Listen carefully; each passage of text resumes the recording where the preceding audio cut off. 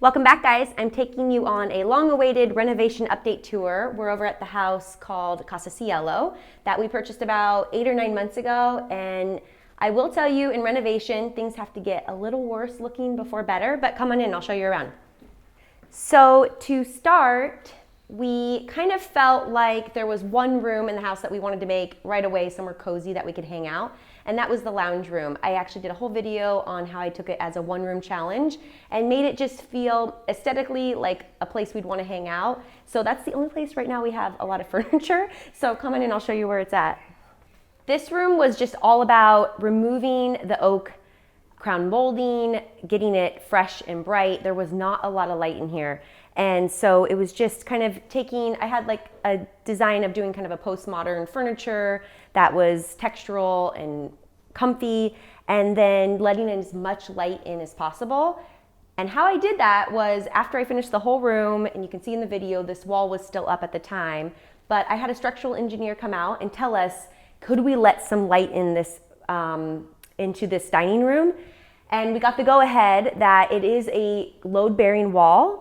And it being load-bearing means that we'd have to put more supports in if we wanted to take all of this out. And so I think a lot of people would come into this home and instantly want to blow it out and make it a kitchen, living, lounge kind of, or kitchen, living, and dining area connected and really open that up. But I like a little bit of the charm of the late 60s and the early 60s where they had everything closed off, but this room was not getting used. It had doors to it, all the light was in there. So having that structural engineer come out and tell us that that's what it was, but I also got to go ahead to open up this 5-foot space, changed it a ton for me. So I love the way it feels. I actually like it just as much as I think taking it all down. I could see living with this for quite a while. It did leave us with a gap in the tile, but the way I'm gonna remedy that is I have leftover of this tile, and I've also picked out a coordinating tile. So when it comes down to designing this room, I think I'll just determine which one I like better, but there's a lot of little things I can do to just blend it. And there's so much still to do with the floor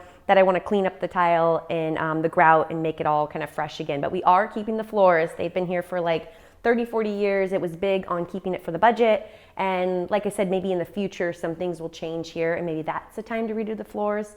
But now I don't mind it at all. So coming into this room, I'm gonna show you what the before of this room is. This is not its final stage. This is not completely done. It's hardly done at all, but there was so many doors in this house. So we removed them and we kind of opened up the openings and framed them out and kind of took out the door jambs, and it gives it much more flow. And this is kind of one of my favorite rooms now. It lets in the west sun, and then you get it from the other side. If you're standing outside, you can see all the way through to the backyard, which I love.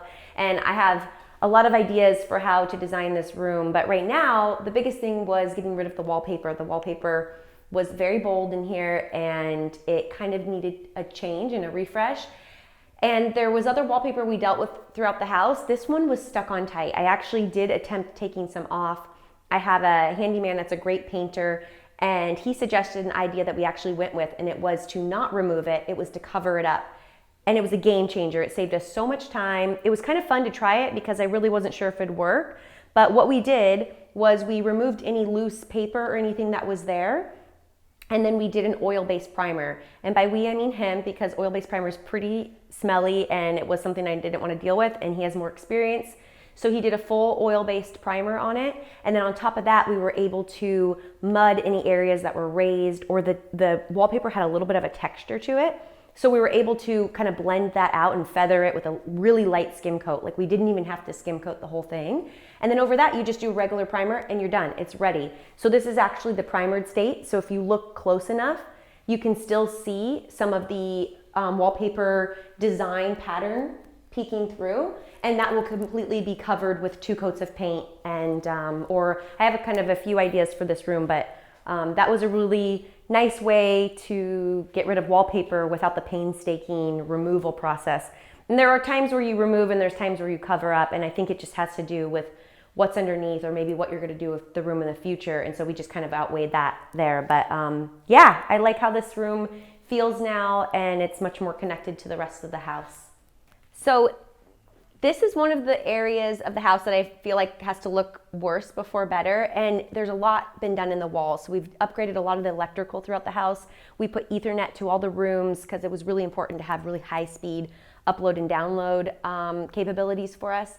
And everything has a switch that works to a light. And these are just things as you get in, you realize there's a lot of dead electrical wires in the walls and stuff that doesn't work. So upgrading the electrical in this living room, taking down the valance box and just prepping it and getting it ready for a fresh coat of paint is kind of where it's currently at right now.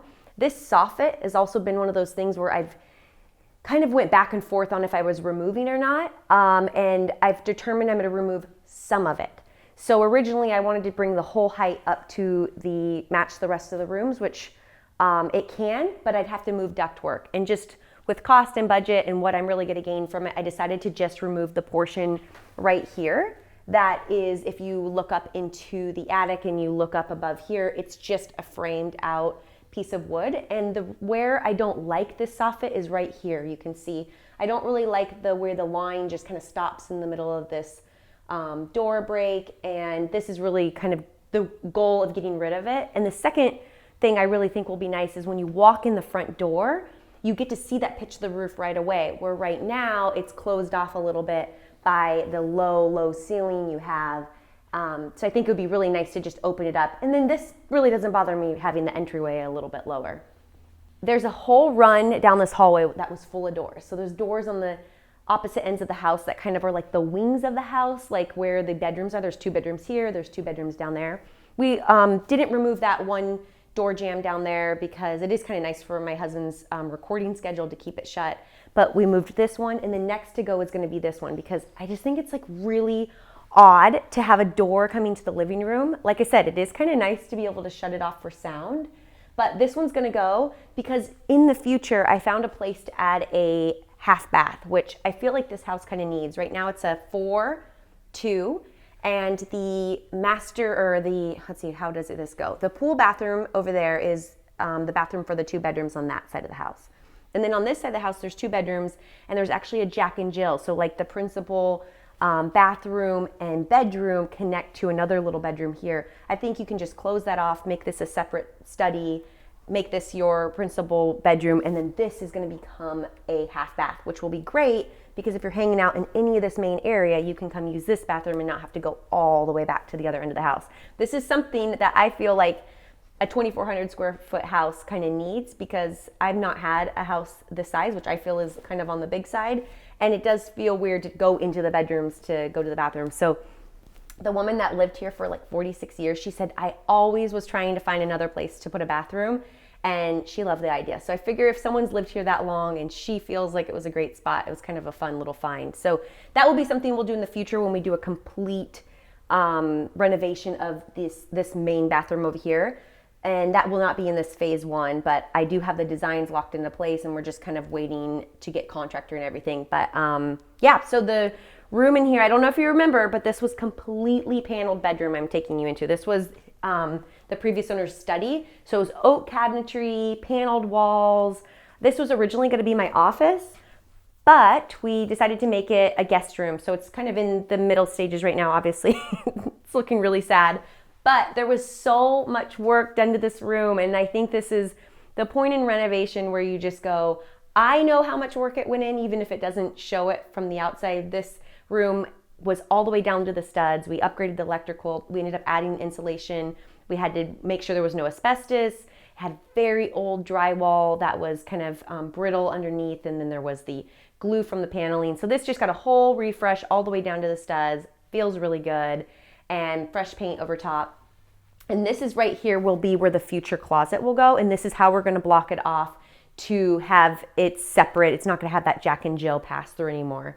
I just think it's nice to have that privacy of that principal bathroom, bedroom, and not have this room connect. I mean, this would be like a great guest room or a nursery or an office, like whatever. I mean, not nursery for us because we're done, but just whatever you end up using it for. I think it just is weird to attach. So this is kind of just going to be dead space for a little while. It's storage until we get to that point. But yeah, I really love the light in this room, and the bedrooms will probably get carpet. So for now, what I've done is like these will probably get painted because I'll show you in another room where we painted this concrete, and I really love it for kind of a interim, kind of makes it look a little bit fresher and cleaner, not just like raw concrete on the ground. This is probably currently my favorite room. It's very echoey. It's my design studio. So it's kind of a dream space because I took over the biggest space in the house. This would be normally where your principal bedroom would be with your big bed and all the things, but because we don't need that, it became my temporary kind of creative studio office space, and I love it. Everything's very temporary. I tried to kind of reuse what I had, but this room got an overhaul. It had a wallpaper, it had really shaggy carpet, it had textured walls, so we just kind of got rid of all of that and did a really blank slate refresh on it. So just painted it, got rid of the wallpaper and the floor, and then I'm really happy with the ways the floor turned out. This is just porch and patio paint that we did on the floor, and it's worked out great for what I need it for. It doesn't scuff too bad. If you're seeing over here, that's just where some of the glue was. We didn't go crazy on grinding the floor down because again, this is gonna be future carpet. It was just something I wanted it to feel clean and fresh while I'm in here. You know, that's all I really wanted.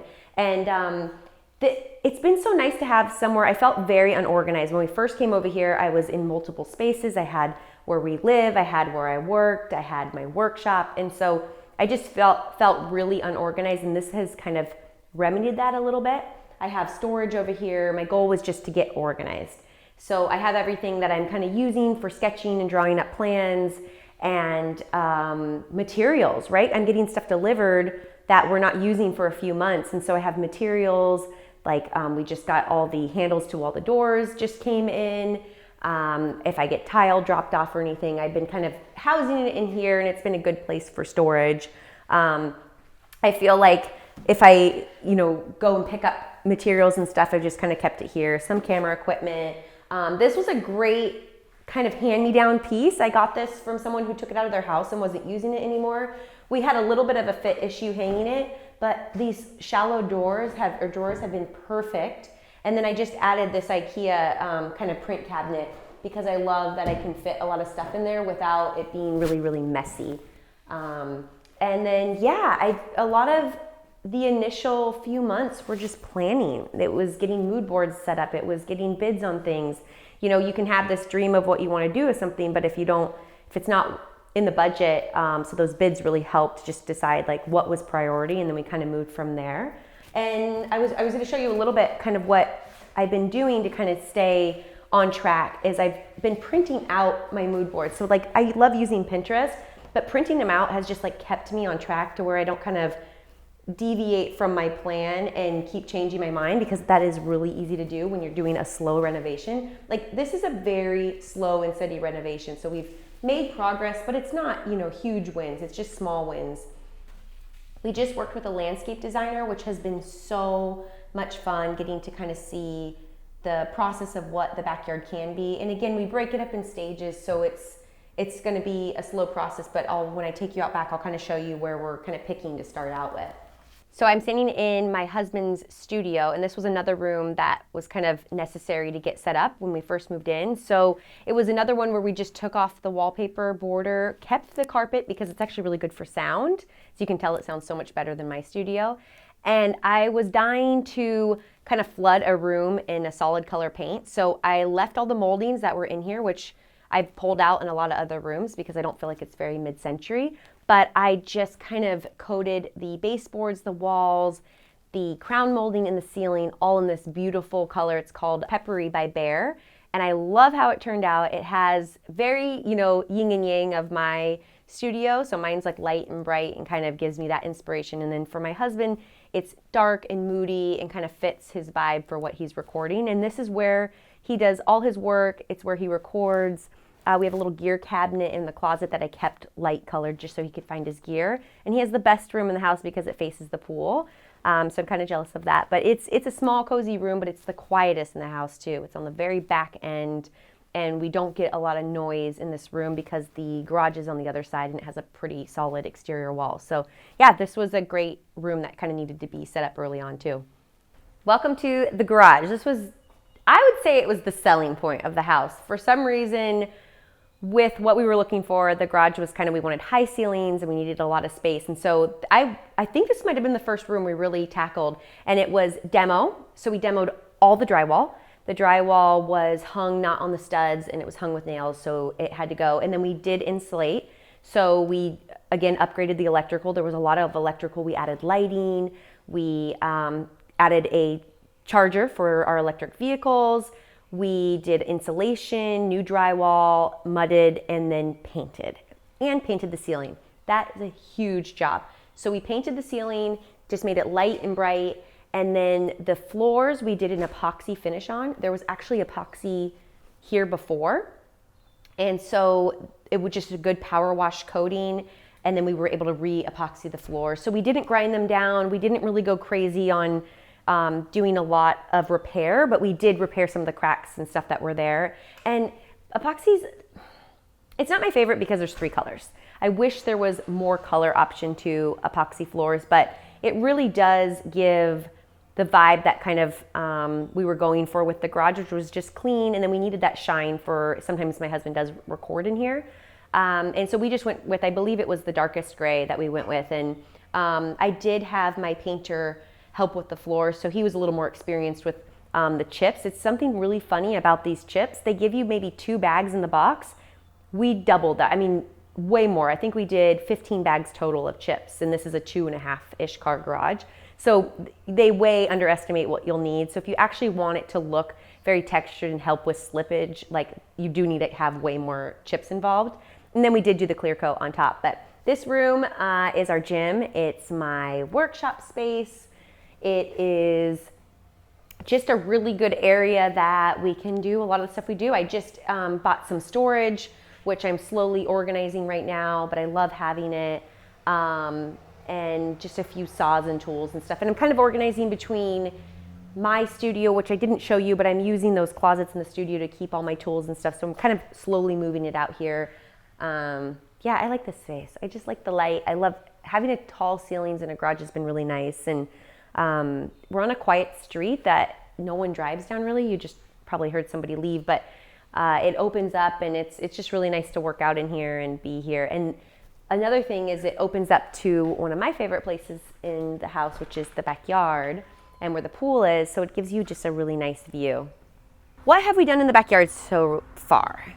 A lot, but I don't know how much you'll be able to see. So there was a huge pine tree, like massive pine tree. I want to say it was 40 or 50 feet tall. And that was something we put in our budget right away that we were going to take out because it was destroying the pool. And there was these huge pine cones that were going to impale our children. So it was one of those things where I hate cutting down trees, but it had to go. And we were so happy. We had the most professional company come out and do it. They were amazing. They were one of my favorite people so far that we've worked with. They showed up. They sheared off all the branches on the tree. They asked us what we wanted to do with it. Did we want to keep the bark? Did we want to keep the stumps?